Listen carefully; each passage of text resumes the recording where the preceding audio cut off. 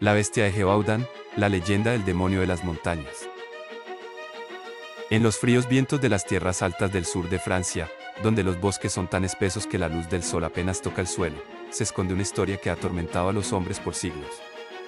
Una historia de sangre, miedo y algo que no era del todo de este mundo. El principio de la pesadilla. Todo comenzó en el verano de 1764, cuando el silencio de Gévaudan fue roto por un grito desgarrado. Una joven pastora, Jean Boulet, fue encontrada destrozada cerca de su rebaño. Su garganta había sido arrancada, y su cuerpo mostraba marcas de garras demasiado grandes para hacerlas de un lobo común. Los aldeanos de Langogne murmuraron entre ellos, algo anda suelto en los bosques. Pero aquello fue solo el principio. La criatura que desafiaba a Dios y a los hombres. La bestia no cazaba como un animal normal. No temía a las fogatas, ni a los grupos de hombres armados. Atacaba a plena luz del día, arrastrando a niños que jugaban cerca de los campos, o saltando sobre mujeres que recogían leña.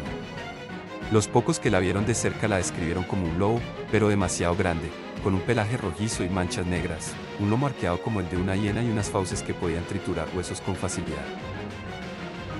Los curas de las aldeas comenzaron a hablar de un castigo divino. Rezaron, bendijeron las tierras, incluso organizaron procesiones con reliquias sagradas. Pero la bestia no se detuvo. Los cazadores y los muertos. El rumor llegó hasta Versalles, y el rey Luis XV envió a sus dragones, los mejores cazadores del rey. Primero fue el capitán Duhamel, quien organizó batidas con cientos de hombres. Persiguieron a la bestia, la acorralaron, incluso le dispararon, pero siempre escapaba, como si supiera sus movimientos. Luego vino el famoso cazador de Neval, experto en lobos. Él juró que era solo un animal y que lo mataría. Pero después de meses de fracasos, la bestia seguía libre, y de Neval abandonó Gévaudan con la cabeza baja. La gente comenzó a creer que la criatura era inmortal. El misterio se hace más oscuro. Las teorías crecían como la maleza. Algunos decían que era un lobo gigante traído de tierras lejanas, otros, que un noble perverso la había entrenado para sembrar el terror. Los más supersticiosos susurraban sobre un hombre que podía convertirse en bestia, un loup-garou condenado a vagar eternamente.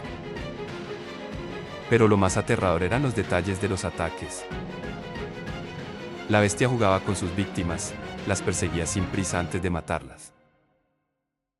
A veces arrancaba cabezas y las llevaba lejos, como trofeos. Los perros temblaban cuando olían su rastro, y algunos ni siquiera ladraban, como si supieran que no había escapatoria.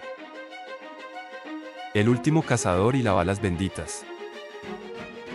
Finalmente, llegó Jean Chastel, un hombre devoto que no creía en cacerías ruidosas, sino en la paciencia y la fe.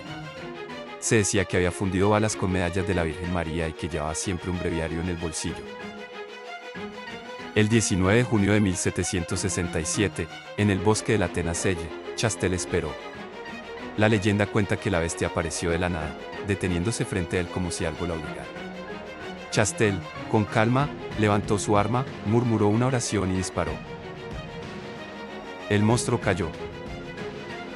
Pero cuando lo examinaron, nadie pudo explicar del todo qué era.